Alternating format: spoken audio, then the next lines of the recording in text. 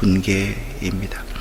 오늘 새벽 우리에게 주시는 하나님의 말씀은 고린도전서 16장 13절과 14절을 개역 개정 사판과 세번역 성경으로 연이어서 읽겠습니다. 깨어 믿음에 굳게 서서 남자답게 강건하라. 너희 모든 일을 사랑으로 행하라. 아멘. 깨어 있으십시오. 믿음에 굳게 서 있으십시오. 용감하십시오. 힘을 내십시오. 모든 일을 사랑으로 하십시오. 아멘. 어제 함께 보았던 15장, 이 부활장의 핵심 구절인 15장 10절 말씀을 함께 읽어보겠습니다. 잠깐만요. 읽습니다.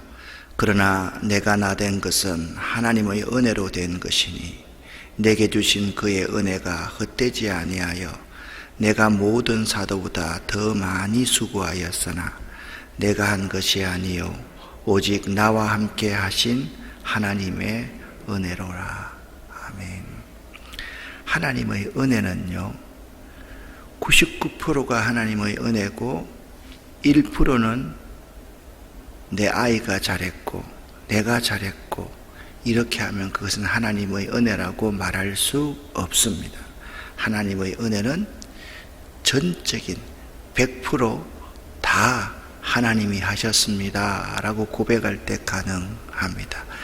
어제로서 우리 이제 석탄리 환경센터의 미생물 배양이 끝났습니다. 이제 받아들일 준비만 이제 하면 됩니다. 미생물은 자연스럽게 그 온도를 맞춰주고 종균을 넣으면 배양될 것이기 때문에 이제부터 우리가 그 땅을 옥토로 만드는 그러한 마지막 과정, 힘든 일만 남아 있습니다.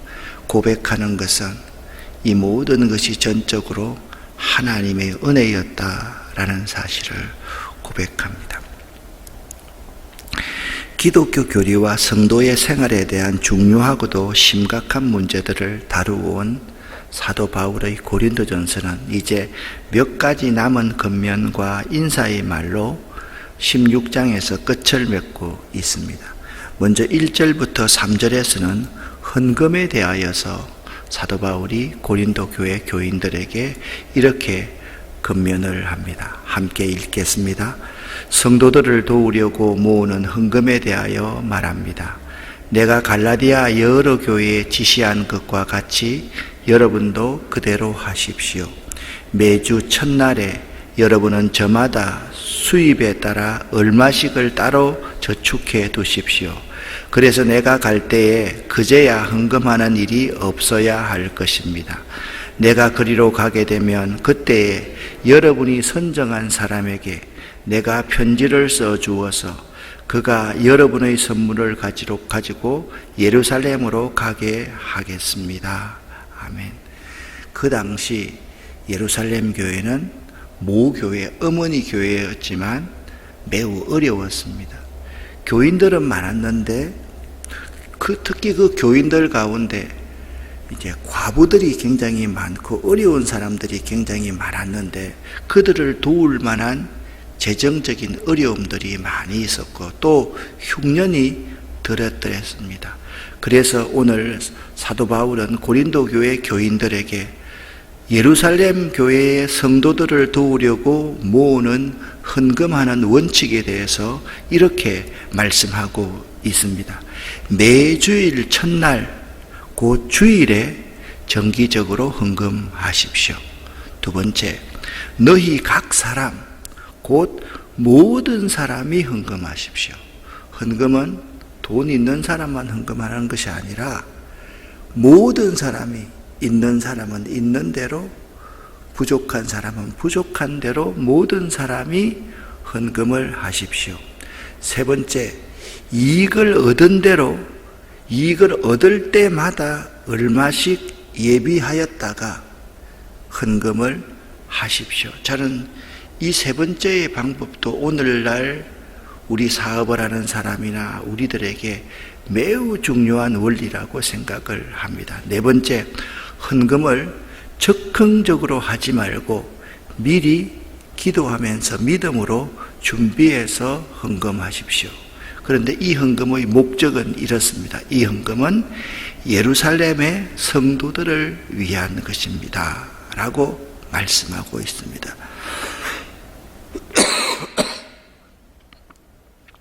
공경에 처한 예루살렘 교회를 위해 헌금하는 것은 선한 일입니다.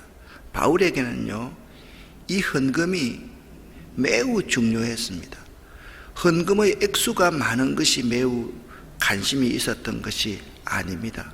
어떤 의미가 있었는가 하면 예루살렘 교회에서 파송한 바나바가 안디옥 교회를 세웠습니다. 바나바가 안디옥 교회의 목회자가 되어서 회심하여서 있던 사울을 불러와서 안디옥 교회를 함께 세워나갔습니다. 이 내용은요, 이번 주일날 사도행전 11장에 나오기 때문에 이번 주일 설교를 들으시면 잘 알 수가 있을 것입니다.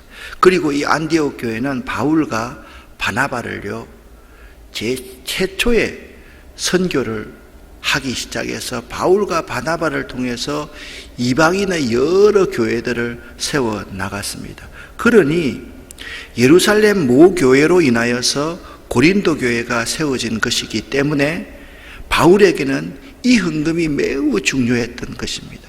예루살렘 교회로 말미암아 고린도 교회가 세워졌는데 지금 모교회인 예루살렘 교회의 교인들이 어려움을 당하고 있으니까 고린도 교인들이 헌금하는 것은 매우 의미가 있었던 것이죠. 사도 바울이 고린도 교인들에게 가르치고자 했던 헌금의 참된 의미는 복음을 나누어진 모교회에 물질적으로 함께하는 의미 있는 사역의 나눔이었던 것입니다. 우리도 마찬가지 아닙니까? 우리의 자녀들이 자라나고 성장해서 우리들을 도와주면 참 대견하고 감사한 거지요. 그 돈의 액수가 얼마인지는 상관이 없습니다.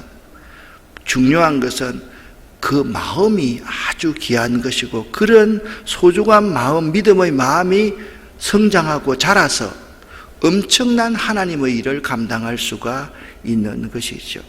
그리고 4절부터 9절에서는 사도 바울의 계획과 근황에 대해서 설명하고 있습니다. 여기서는 바울 자신의 앞으로의 일정에 대해서 소개하고 있습니다. 지금 바울은요, 에베소 교회에 있습니다. 그래서 에베소 교회에서 고린도 교회 성도들을 편지를 통해서 여러 가지 문제에 대한 답을 지금 해주고 있습니다. 그리고 아마 이런 여러 문제들이 있으니 고린도 교회 교인들은 어수속히 우리 고린도 교회에 좀 와서 이 문제를 좀 해결해 주십시오라는 요청이 있었던 것 같습니다. 그리고 두 번째 문제는 있었습니다. 바울이 자꾸 고린도 교회를 적극적으로 방문하지 않으니까 바울을 반대했던 내 당파의 거짓 교사들을 중심으로 했던 사람이 왜 바울은 오지 않는가? 자, 여러분 여기서 네 파가 있다 그랬는데 네 파를 여러분 잘 아시지 않습니까? 서로의 주장 때문에 분열이 있었습니다. 그리고 보니까 바울의 반대파들은 이렇게 생각을 했던 것입니다. 바울이 고린도에 오지 않는 이유가 뭔가 캥기는 것이 있다거나 비급해서 피했다고 그들 가운데 비난하는 비난이 있었던 것입니다. 그래서 바울은 자신의 일정을 상세하게 그들에게 설명하고 있습니다. 이렇게 설명하고 있습니다. 함께 4절부터 9절까지를 읽어보겠습니다. 나도 가는 것이 좋다면 그들은 나와 함께 갈 것입니다. 요것만 먼저 해석합니다. 헌금을 모아두면 고린도 교회 교인들 가운데 여러분이 헌금을 가져갈 대표를 정하십시오. 그러면 나도 가는 것이 좋다면 그들과 함께 예루살렘으로 갈 것입니다. 이 말입니다. 5절부터 함께 읽습니다. 나는 마게도니아를 거쳐 여러분에게로 가겠습니다. 내가 마게도니아를 지나서 여러분에게로 가면 얼마 동안은 함께 지낼 것이고 어쩌면 겨울을 나게 될지도 모르겠습니다.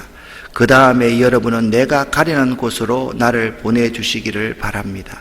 지금 나는 지나가는 길에 잠깐 들러서 여러분을 만나 보려는 것은 아닙니다. 주님께서 허락해 주시면 얼마 동안 여러분과 함께 머무르고 싶습니다. 그러나 오순절까지는 에베소에 머물러 있겠습니다. 나에게 큰 문이 활짝 열려서 일을 많이 할 수 있는 기회가 왔습니다. 그러나 방해를 하는 사람도 많이 있습니다. 아멘. 바울의 사역은요, 주님께서 허락해 주신다면이었습니다. 가고 멈추는 것, 모든 것이 주님의 사인이 있어야지 가고 멈추는 것입니다. 지금 내가 여기 에베소에 좀 더 머물러 있어야 될 이유를 이렇게 설명하고 있습니다. 나에게 복음 전파를 위한 큰 문이 여기서 활짝 열려 있어서 이 사역을 할 수 있는 기회가 찾아왔습니다. 그러나 방해를 하는 사람들도 많이 있지만 내가 그 방해를 극복하고 이 큰 문이 열렸을 때 여기서 주를 위해서 좀 더 헌신하고서 갈 계획입니다. 자, 지금 여러분과 제가 보고 있는 곳이 바로 이 그때의 지도입니다. 지금 바울은 에베소에 있습니다. 여러분, 여기가 우리가 보면 지금 그리스 아닙니까? 그죠? 이쪽이 이제 로마가 있죠. 에베소에서 마게도니아를 거쳐서 고린도에 갈 예정이다라고 그렇게 말씀을 하고 있습니다. 지금 있는 에베소에서 오순절까지는 있어야겠다라고 말을 합니다. 아마 오순절까지 오늘날로 말하면 기회가 왔으니까 바울이 성경 강해를 통해서 집회를 하지 않았을까라는 그러한 생각을 해봅니다. 지금 에베소에 효과적인 복음 전파의 문이 열렸기에 지금 이 기회를 놓칠 수가 없다라는 것입니다. 여러분, 교회를 이렇게 섬기고 선교 활동을 하다 보면 기회를 붙드는 것이 매우 중요합니다. 교회의 성장과 성도들이 성숙하는데도 기회가 있습니다. 그것을 효과적인 복음 전파의 문이 열렸다라고 그렇게 표현하고 있습니다. 이 기회를 대하는 교회는요, 두 가지의 반응이 있을 수가 있습니다. 그러한 좋은 기회, 교회가 이렇게 성장할 수 있는 좋은 기회가 되면 사람들이 많이 모여들지 않습니까? 그럴 때 첫 번째입니다. 교회에 1등하고 싶은 사람들, 그걸 주장하고 싶은 사람들, 이 문제 있는 자들 때문에 분쟁과 다툼과 인간적인 것들로 인해서 그 기회를 놓치는 교회가 매우 많습니다. 예를 들면 이런 겁니다. 교회를 짓고 나서 그 목사님이 그 교회를 물러가는 경우가 많고, 교회를 짓고 나서 그 교회에 분쟁이 일어나는 경우가 많습니다. 반면에 복음 전파의 문이 열렸을 때 그 기회를 붙잡는 교회가 있습니다. 이 두 교회의 유형은 조금 다른 것 같지만 매우 큰 차이임을 알아야 됩니다. 바울은 지금 그 기회를 붙잡고 싶었습니다. 그래서 오순절까지 이 에베소에 남아 있어야 되겠다라고 말씀합니다. 그런데 거기에 단서가 있습니다. 대적하는 자도 많이 있다라고 말씀하고 있습니다. 은혜가 많은 곳에는 사단이 강하게 역사합니다. 대적하는 자들이 많습니다. 바울의 우선순위는 복음 전파의 기회를 놓치지 않는 것이었습니다. 대적이 많아서 위험 요소도 있었고 고린도 교회 교인 중에 오해와 비난도 있었지만, 그렇다고 해서 포기할 수 없는 우선순위가 있었던 것입니다. 그래서 고린도에 늦게 방문하니 오해하지 말라라고 말하고 있습니다. 사랑하는 여러분, 여러분의 삶의 우선순위는 무엇입니까? 여러분이 만일 선한 일을 하는 여러분에게 대적하는 자들이 많으면 여러분은 어떻게 하는지를 이 새벽에 한번 생각해 보시기를 바랍니다. 그리고서 바울은 10절부터 12절에서 디모데에 대한 부탁과 아볼로에 대한 사정을 설명합니다. 내가 지금 당장 에베소의 오순절까지 머물러 있어야 하기 때문에 그 기회를 붙잡기 위해서 못 가기 때문에 누구를 보내겠다? 나 대신 디모데를 보내겠다라는 것입니다. 10절부터 12절까지를 함께 읽어보겠습니다. 디모데가 이르거든 너희는 조심하여 그로 두려움이 없이 너희 가운데 있게 하라. 이는 그도 나와 같이 주의 일을 힘쓰는 자임이라. 그러므로 누구든지 그를 멸시하지 말고 평안히 보내어 내게로 오게 하라. 나는 그가 형제들과 함께 오기를 기다리노라. 형제 아볼로에 대하여는 그에게 형제들과 함께 너희에게 가라고 내가 많이 권하였으되 지금은 갈 뜻이 전혀 없으나 기회가 있으면 가리라. 아멘. 바울은요, 디모데에 대해서 고린도 교인들에게 이렇게 부탁하고 있습니다. 디모데가 두려움 없이 너희 가운데 있게 하라 라고 부탁합니다. 바울은 만국풍상을 다 겪은 사람이지만 디모데는 바울의 믿음의 아들이었습니다. 유약하게 자라난 목회자입니다. 그러니까 디모데가 가면 디모데 좀 흔들지 말라. 제발 어린 목회자를 흔들지 말라고 그렇게 부탁을 합니다. 고린도 교회는 서로 분쟁하고 미워하는 중에 있었기 때문에 무엇이라도 하나 꼬투리가 잡히면 그것으로 디모데를 흔드는 사람들이 많이 있었던 것입니다. 사도 바울은 디모데를 이렇게 표현하고 있습니다. 그도 나와 같이 주의 일을 힘쓰는 자이기 때문에 그 디모데를 흔드는 것이 나를 흔드는 것이다 라고 말씀하고 있는 것입니다. 디모데는 바울과 마찬가지로 고린도 교회에 이 잘못된 분파에 사랑 없이 행하는 은사 때문에 교만하는 이러한 악습을 책망하여 바로잡고 훈계하는 일을 위하여서 고린도 교회에 바울 대신에 보내지는 사역자이기 때문에 그렇습니다. 바울이 고린도 교회 교인들에게 디모데에 대해서 부탁하는 것을 통해서 성도의 바른 자세 몇 가지를 한번 정리해 보아야만 되겠습니다. 첫 번째, 주의 일을 하는 자들을 결코 낙담시키면 안 됩니다. 두 번째, 충성스러운 주의 종의 책망을 잘 받아들여야만 합니다. 그들을, 주의 종을 멸시해서도 안 됩니다. 그리고 주의 종과 함께 있는 동안 잘 대접하여서 그가 다른 사역지로 갈 수 있도록 그렇게 배려할 수 있어야만 됩니다. 왜냐하면 디모데는 자기의 일을 하는 것이 아니라 주의 일을 하는 주님의 종이기 때문에 그를 낙담시키면 안 되고, 그가 하는 말을 나이가 어리다고 업수여겨서도 안 되고, 그를 멸시해서도 안 되고, 함께 있는 동안 잘 섬기라고 그렇게 권면하고 있는 것입니다. 바울과 고린도 교회와 디모데 사이에 이러한 아름다운 모습과 관계는 오늘날 우리 교회에서 담임 목사와 부교역자끼리와 그리고 교역자와 성도 사이에 보여져야 할 모범일 것입니다. 그리고 나서 고린도 교회를 향한 바울의 마지막 강력한 권면을 이렇게 하고 있습니다. 오늘 우리 처음에 읽었던 말씀입니다. 깨어 믿음에 굳게 서서 남자답게 강건하라. 너희 모든 일을 사랑으로 행하라. 아마 고린도전서의 주제가 되는 성경 구절을 한 구절을 들어보라. 나는 16장 13절 14절 말씀을 들겠습니다. 깨어 있으십시오. 첫 번째 말합니다. 두 번째, 믿음에 굳게 서 있으십시오 라고 권면하고 있습니다. 세 번째, 용감하십시오. 그리고 힘을 내십시오 라고 말씀하고 있습니다. 네 번째, 가장 중요한 것입니다. 모든 일을 행할 때 사랑으로 하십시오. 이 네 가지의 권면을 여러분이 꼭 기억할 수 있어야만 됩니다. 첫 번째 뭡니까? 깨어 있으십시오.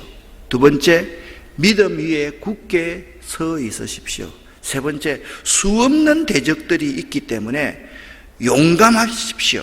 그리고 하기 싫을 때, 도무지 놓고 싶을 때, 그럴 때도 힘을 내십시오 라고 말합니다. 그리고 모든 일을 할 때 사랑으로 하십시오 라고 권면하고 있습니다.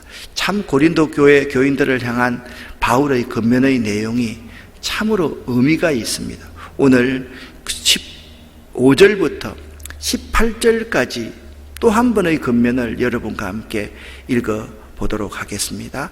형제 자매 여러분, 나는 여러분에게 권합니다. 여러분이 아는 바와 같이 스데바나의 가정은 아가야에서 맺은 첫 열매요, 성도들을 섬기는 일에 몸을 바친 가정입니다. 그러므로 여러분도 이런 사람들에게 순종하십시오. 그리고 또 그들과 더불어 일하며 함께 수고하는 각 사람에게 순종하십시오. 나는 스데바나와 브로나도와 아가이고가 온 것을 기뻐합니다. 그것은 여러분을 만나지 못해서 생긴 아쉬움을 이 사람들이 채워주었기 때문입니다. 이 사람들은 나의 마음과 여러분의 마음에 생기를 불어넣어 주었습니다. 여러분은 이런 사람을 알아주어야만 합니다. 아멘. 먼저 성도를 섬기기로 작정하여 봉사하는 자들과 함께 일하며 수고하는 모든 자들에게 우리는 복종해야만 합니다. 여기서 복종이라는 것은 다른 의미가 아닙니다. 노예가 주인에게 복종하는 그런 의미가 아닙니다. 그들의 가치를 인정하고 격려해 주는 것을 복종이라는 의미를 사용하고 있는 것입니다. 그래서 18절에 이런 자들을 알아주라 라고 표현한 것이 바로 그분들의 가치를 인정하고 격려해 주는 것이 복종이다라는 사실을 알아야만 합니다. 이미 여러분이 소문을 들어 아는 바와 같이 스데바나의 가정은 아가야에서 맺은 첫 열매요, 성도들을 섬기는 일에 그들은 몸을 바친 사람입니다. 자발적으로 헌신했던 그러한 사람입니다. 자기의 모든 온 재산을 성도를 섬기는 일에 다 바쳤던 사람이 누구냐? 스데바나의 가정이었다. 여기 가정이라는 것은요, 자녀만 한정하는 것이 아닙니다. 그 가정에 속해 있는 노예까지 다 합한 것을 가정이라고 그렇게 표현하고 있습니다. 17절과 18절 말씀을 보니까 바울은 사람을 매우 좋아했던 사역자입니다. 사람은 두 가지가 있습니다. 사람을 만나면서 좀 피곤해하는 사람이 있고, 또 한 부류는 사람을 만나면서 그 만남을 통해서 에너지를 얻는 사람이 있는데, 바울은 후자의 사람이었던 것 같습니다. 나는 스데바나와 브드나도와 아가이고가 온 것을 기뻐합니다. 그것은 여러분을 만나지 못해서 생긴 아쉬움을 이 사람들이 채워주었기 때문입니다. 이 사람들은 나의 마음과 여러분의 마음에 생기를 불어 넣어 주었습니다. 여러분은 이런 사람을 알아주어야만 합니다. 그렇습니다. 사역자들의 마음에 생기를 불어 넣어 주는 마음.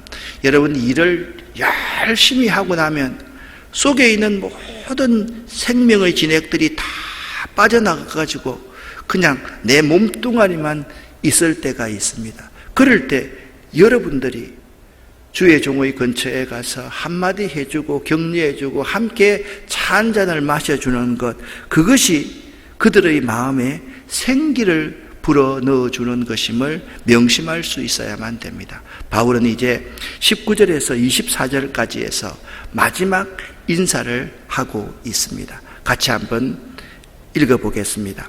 아시아에 있는 교회들이 여러분에게 문안합니다. 아굴라와 브리스가와 그 집에 모이는 교회가 다 함께 주님 안에서 진심으로 문안합니다. 모든 형제 자매들이 여러분에게 문안합니다. 거룩한 입맞춤으로 서로 인사하십시오. 나 바울은 친필로 인사의 말을 씁니다. 누구든지 주님을 사랑하지 않는 사람은 저주를 받으라. 마라나타, 우리 주님 오십시오. 주 예수의 은혜가 여러분과 함께 있기를 빕니다. 나는 그리스도 예수 안에서 여러분 모두를 사랑합니다. 아멘. 마지막 인사를 통해 고린도 교회를 향한 바울의 바람은 누구든지 주님을 사랑하는 마음으로 살아가길 바랍니다.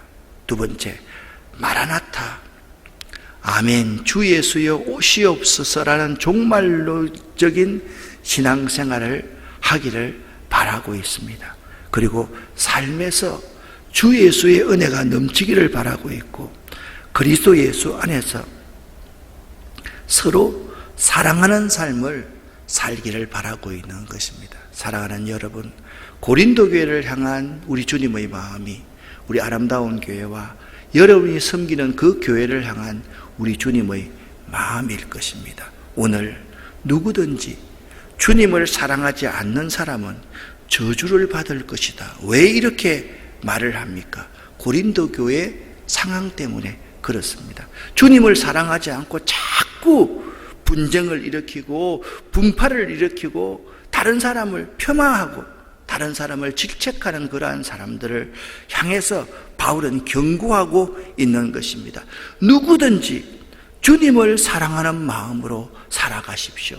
누구든지 오늘 이 순간이 내 인생의 마지막이라고 생각하고 마라나타 아멘 주 예수여 오시옵소서 그런 마음으로 최선을 다해서 살아가기를 바랍니다. 그렇게 권면하고 있습니다. 그렇게 살아가시기를 예수 이름으로 간절히 축원합니다. 저는 또 이 예배 마치고 우리 동영상 보내고 석탄리 환경센터 갔다가 오늘은 뉴스앤조이에서 우리 교회 지지하러 10시 반에 오시기로 해서 또 그 지지하고 오늘 수요 예배 하겠습니다. 기도해 주시기를 바랍니다. 기도하겠습니다. 살아계신 하나님 아버지 감사합니다. 누구든지 주님을 사랑하는 마음으로 살아가지 않으면 저주를 받을 것이다. 아멘 주 예수여 오시옵소서. 우리 삶에서 주 예수의 은혜가 넘치기를 바랍니다. 그리스도 예수 안에서 서로 사랑하는 삶을 살기를 원합니다.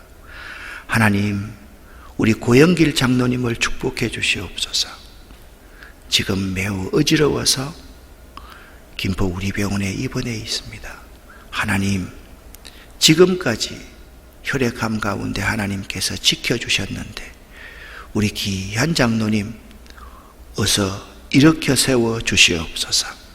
우리 한 장로님과 임복순 권사님의 귀한 손주의 건강도 하나님 지켜주셔서 감사합니다. 수술에 후유증이 전혀 없도록 도와주시옵소서. 우리 모두에게도 복을 내려주시옵소서. 예수 그리스도 이름으로 축복하옵고 간절히 기도 올립니다. 아멘. 주여